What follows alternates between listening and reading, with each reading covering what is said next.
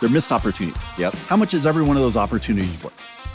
The Navy in particular, we generated entrepreneurs like mad because when I flew at the time, like we had books that told us the limitations of the plane and what you weren't supposed to do. If it wasn't in the book, you could do it, right? The Air Force is the exact opposite. They got a book telling you exactly what to do. We're not trying to make the most efficient business possible. We're not trying to make the most effective business possible, right? Ultimately, the job of a business is to generate money. Welcome to Marketing from the Edge podcast. I'm Jon Alexander. I've directly generated over $200 million in net revenue over the last 5 years through innovative marketing and a numbers-first strategy. Join with me is my dad. Jon Alexander has become the go-to expert in the direct marketing field, generating $1.5 billion in revenue over the last 5 years. Sought by both board of directors and nine-figure businesses, he is an owner/founder of Centurion Publishing and is on the journey of growing this brand new business from $0 to $100 million in annual revenue. Today is the final segment of my interview with my dad, Jon Alexander, on his secret to success in marketing. We'll show how he unlocked billion-dollar revenue strategies and his startup blueprint, including first steps and growth strategies. This is the question that I'm really excited about. Generating $1.5 billion in revenue in 5 years, right? Something that like very few people can sign their name under that affidavit. What's the structure of that? Like, what does it take to not necessarily do it, right? When you go from zero to $1.5 billion in generated revenue, what does that look like? You talked about having 90 marketers. You talked about sticking your head down and taking your own approach. Walk me through a little bit about what it looked like at the end when you were generating this revenue and you kind of felt like you hit peak efficiency, if you will. I never actually ever felt like we reached peak efficiency. I actually did the math one day and I said, look, any single individual financial publishing business can generate to about 1.3 billion a year in gross revenue before they implode on themselves. It just comes down to customer base, right? It's just math, right? You and I say this all the time. It really is just math, right? Marketing's 2-part art, 1-part science, 100% math, right? That's my saying. You've got a slightly different one. Yeah, I mean, marketing is math and math is simple. Yep, exactly. But it really just comes down to math. I actually did a talk once on the $100 million webinar. We actually did 3 webinars that did better than $20 million, which is ridiculous, right? Yeah. I mean, we had more people on a webinar once than show up for a Michigan football game. That's a lot of people. On a standard Wednesday night in the evening at 8 o'clock, right? You got 90,000 people show up. Like we were filling stadiums. That's what we were doing. But for me, right, what it really came down to was early on when I was chatting one day and I go, there's more money being left on the table than we're ever picking up. And they were like, well, that's a great problem. I'm like, it's a great problem, right? But what happens to most businesses is then they never go pick it up, right? Yeah. They identify problem, don't identify solution, and still got same problem, right? That's why consulting works. Well, they go back to the dysfunctional system where the tail wags the dog. Yep. And I heard it a lot in the early days of Legacy. Ultimately, you had to change the culture, right? Because early on, they're like, well, that means we got to send more emails. Well, so-and-so has to go home tonight because of what? I'm like, that's not a reason to do something, right? Yeah. A limitation in an employee is not a reason to do it or not do it. It's either a good idea or a not good idea, right? Plain and simple. So I sat down one day and I literally just listed all the places we were leaving money on the table. I literally just listed them. I think I had 100 at one point and identified, okay, well, how much do I think each of those opportunities are worth, right? Because that's basically what they are. They're missed opportunities. Yep. How much is every one of those opportunities worth? You plug a number next to it. And then it's that about rerouting it, resetting it, then creating a process to go pick up that money. And so early on, I remember having a conversation in 2018 about the telesales team and the way we did telesales. And I'm like, man, I could fix telesales and it's a $10 million problem. And the CFO is like, holy shit, like go fix it. And I go, I can't because it's the third problem. And the other 2 in front of that are worth more than 10 million. So I'm going to fix those before I fix that one. Wow. And so that's how I did it, right? I basically ranked every one of these things. And then, it's not rocket science if you think about it. If you know how to manage people like I did, know how to run teams like I did, know how to develop managers and develop leaders like I do. And now this is the cocky part, right? So that's why I hate talking like this. But you sit down and you go, hey, here's problem A. It's worth $2 million. can we go hire a $50,000 employee to pick up that $2 million? Yeah. And ultimately what happens at almost every Agora is I had 99 marketers, right? Really, ultimately I had 4 or 5 real marketers and I had 94 people that were production people. Yeah. Executing. They knew how to send an email, right? Like that doesn't make you a marketer. Understanding the data and the science behind it and then tweaking the email to maximize the effectiveness. And then knowing, well, where else can I use this email? What other subject lines can I use? How do I rewrite part of it? Like that's a marketer, right? Coding an email end is a person with a marketing title because they happen to work for the marketing team, but they're just coding a friggin' email. Yeah. There's no knowledge in that. Well, that's a project management detail-oriented position, right? Exactly. And you need them, right? I mean, I told you back in the days I used to work in a factory, right? Do you need somebody to determine which windows to build? Great. Then you need 20 people to build the damn thing. Yeah. I don't need 20 people to determine which window to build and one person to build it. Yep. Right? I needed one person to understand which ones we should be building, and I needed you to be really good at making screens. That's what I need. Yeah. I need you to be a world-class screen maker. Yep. I don't need you to be a world-class thinker about, well, man, what if we made the screen 1.5 inches bigger? If people listen in earlier and they heard you say, well, I had 99 marketers on my team, right? Like they're probably thinking, well, what do 99 people do? And I think that's such an interesting way of looking at it is like you had 4 or 5 people focused on the strategic, right? Taking your strategy and applying it then to the tactical, right? And then you had 94 tactical or however many people ended up being, right?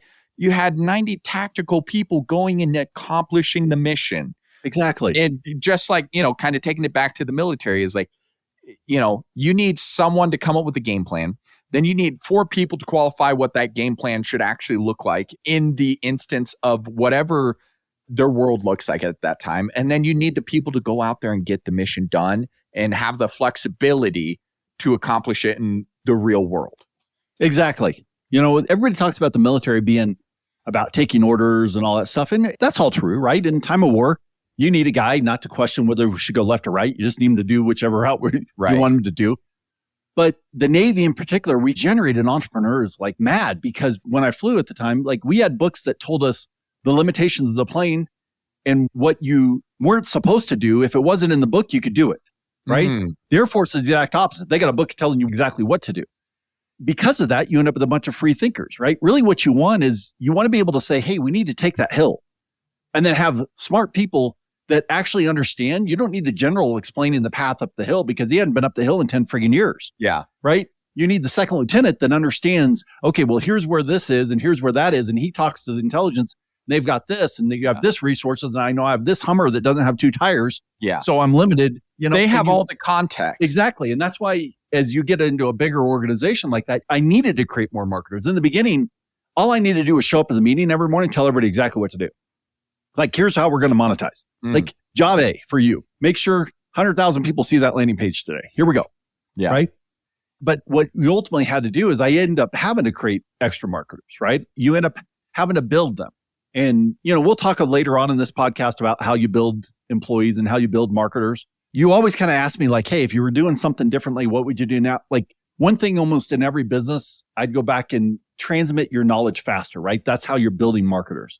You got to take what you know how to do and understand a path to transmit it to somebody else. And we'll talk about what I believe is the most effective, fastest way of doing that.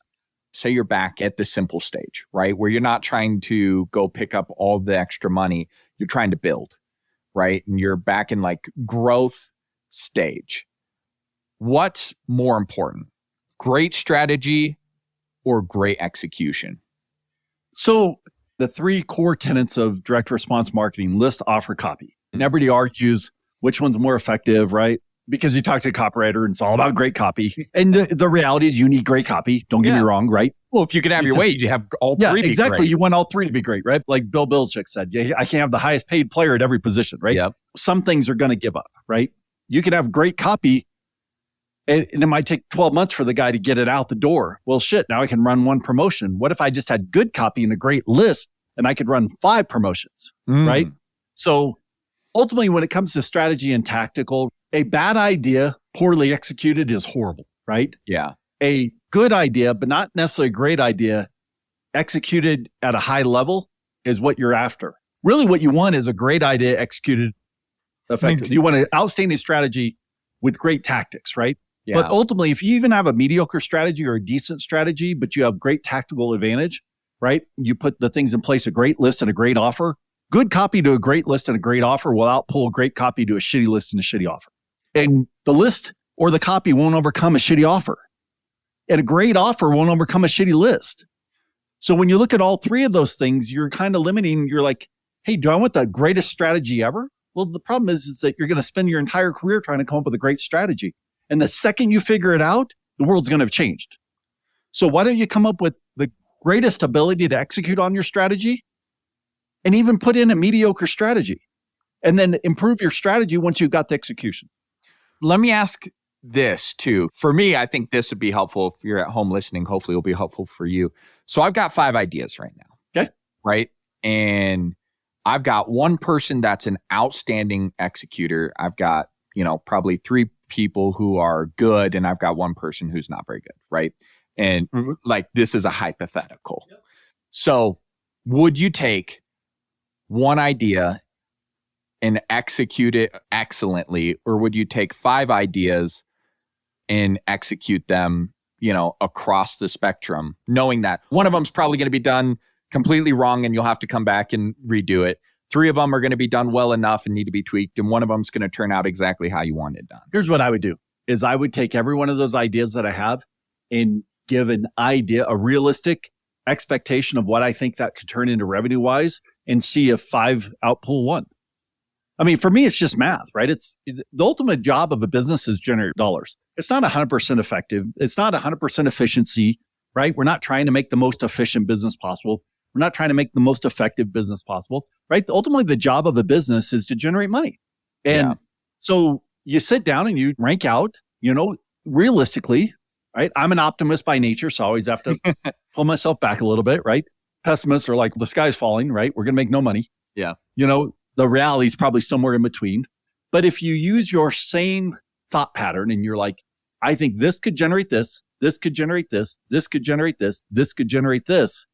If we execute on this one poorly, it'll generate this, and you go down and you create a second column. If you do both of those things, I think at the end of the day, you're going to do extremely well. And again, to me, I don't give a shit about the idea. I don't actually give a shit about the tactical or the strategy or anything else. I look at it and say, okay, what does it look like, right? What do I think the realistic outcome of this solution is? And which one of these then do we have the resources to execute on? And if we can execute on all of them, even at a poor level, what do I think it's going to do? It's just a math problem.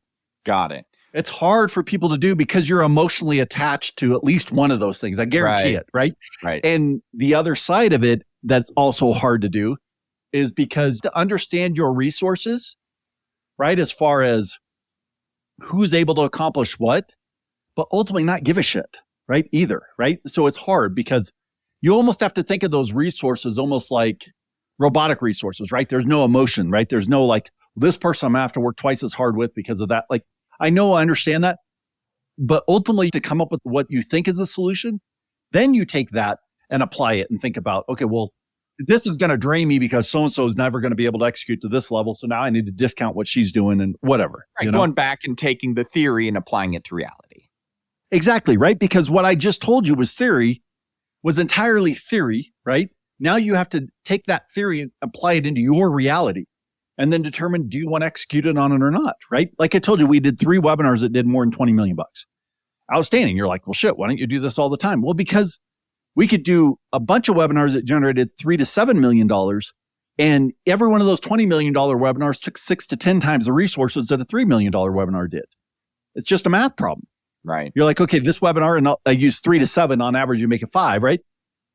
I could do 10 of these and make 50 million, or I can take all those same resources and do 1 and make 25 million.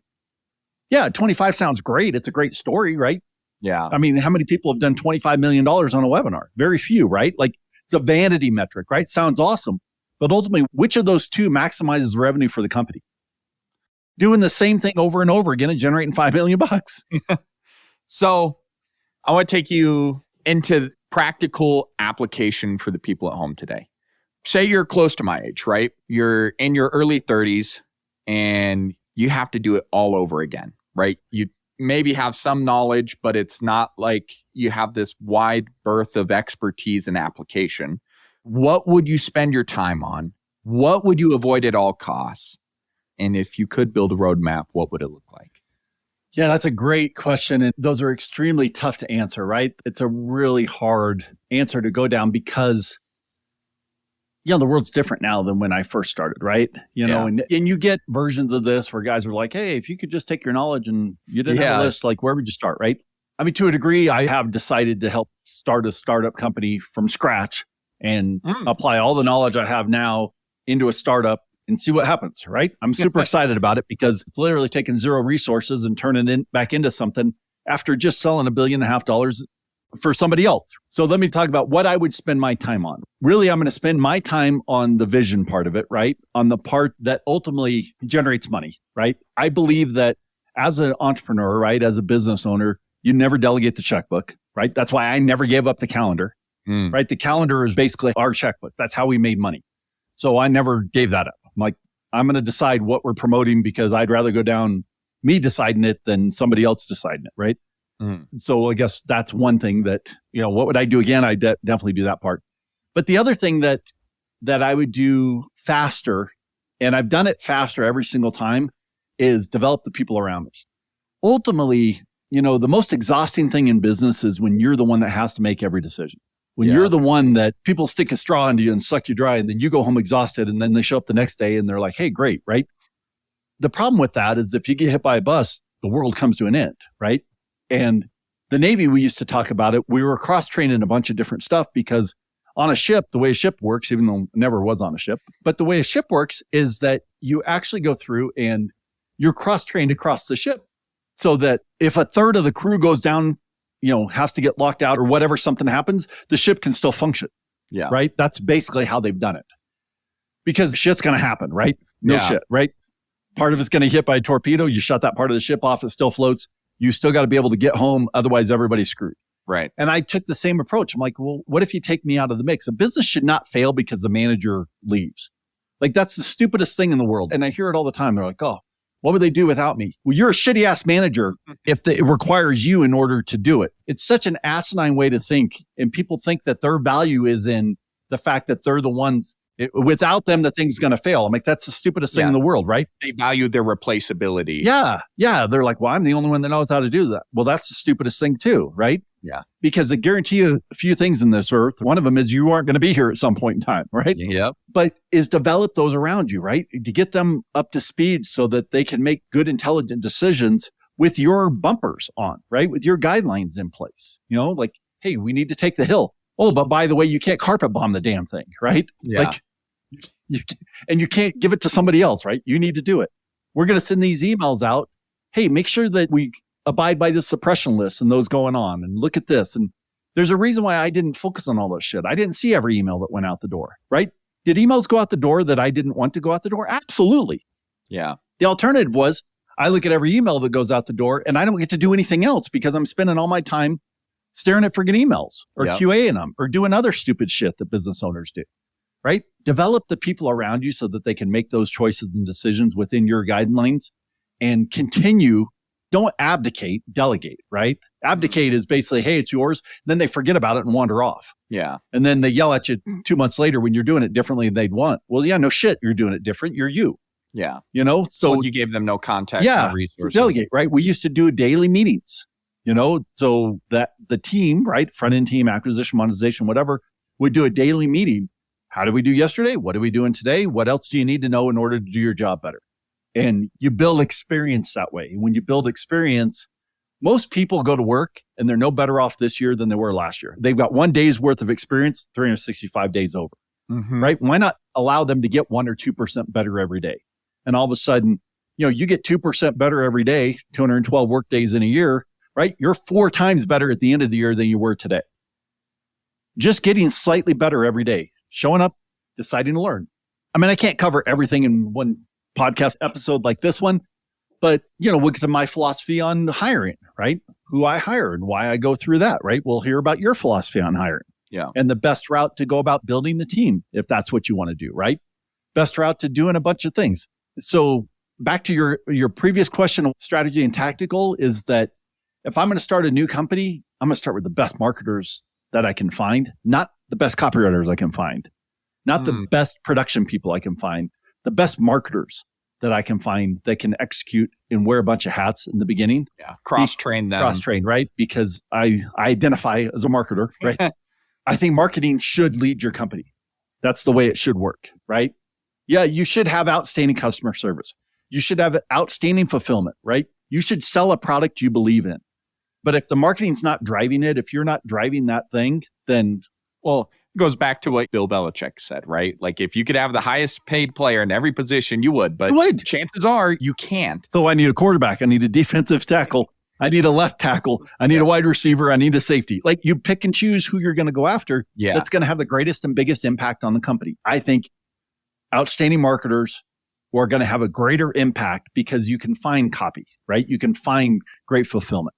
So you got this startup, right? Yep. I don't know what your primary goal is, but what do the first 30 days look like for you?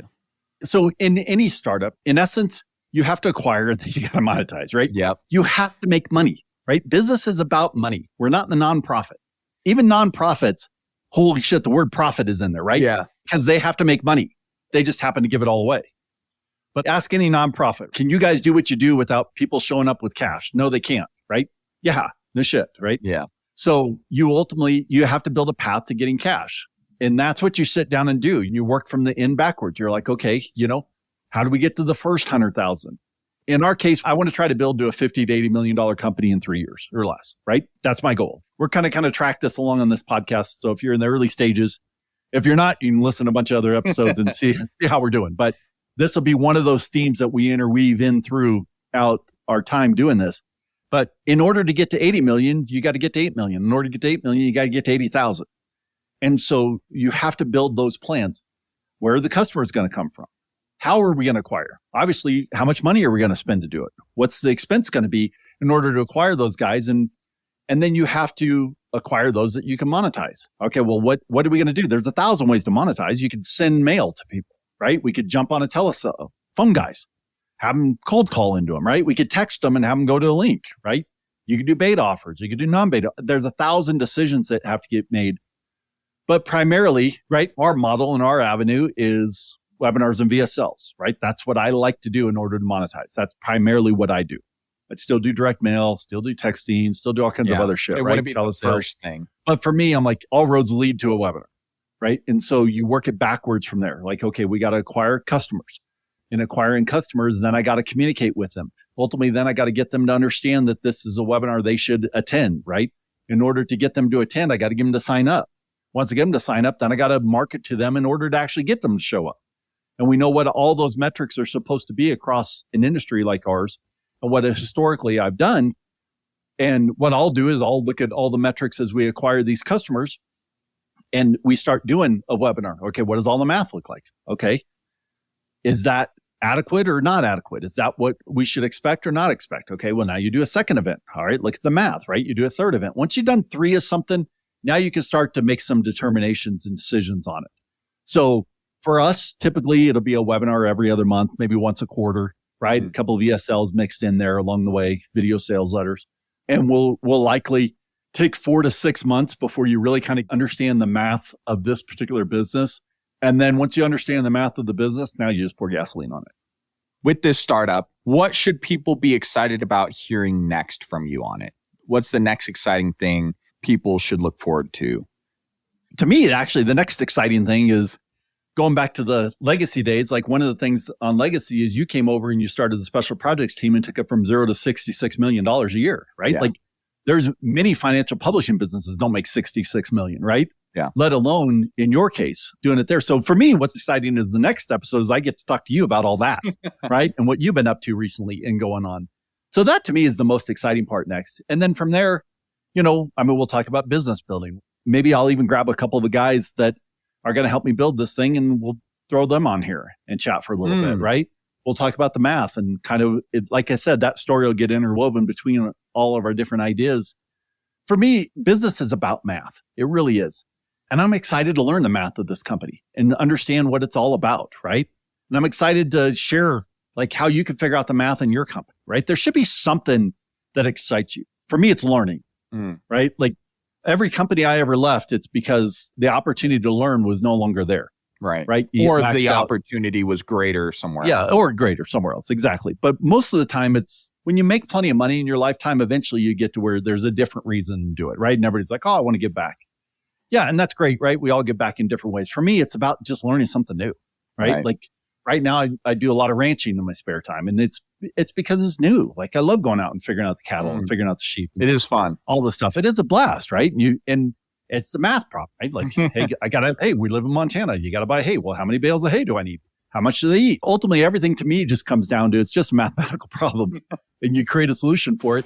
And then you apply that solution into the real world and you get your ass handed to you. And then you just say, okay, now I'm going to take my theory, and it's now reality, and apply it again, do it 2 or 3 times. Anybody should be able to figure it out. So there's lots of things I think that'll be exciting about this podcast. Awesome. Well, I'm going to go fishing, and I guess I'll catch you next time. Sounds good. Take care. You've been listening to Marketing from the Edge podcast. If you want to hear more of our thoughts every week, visit marketingedgepod.com. We'll share more of our very best lessons, thoughts, and strategies for growing a business, as well as some personal stories here from the edge of the world. Invest a couple minutes of your morning and we'll give you the blueprint to growing your business from where it's at today to where you want it to be. That's marketingedgepod.com.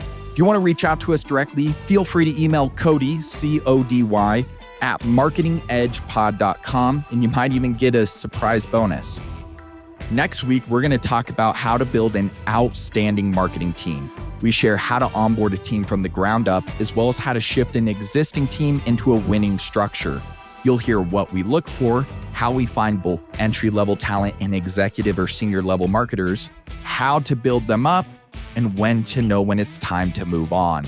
The key to growth is the right people. If you're serious about growing your business, this is a can't-miss episode.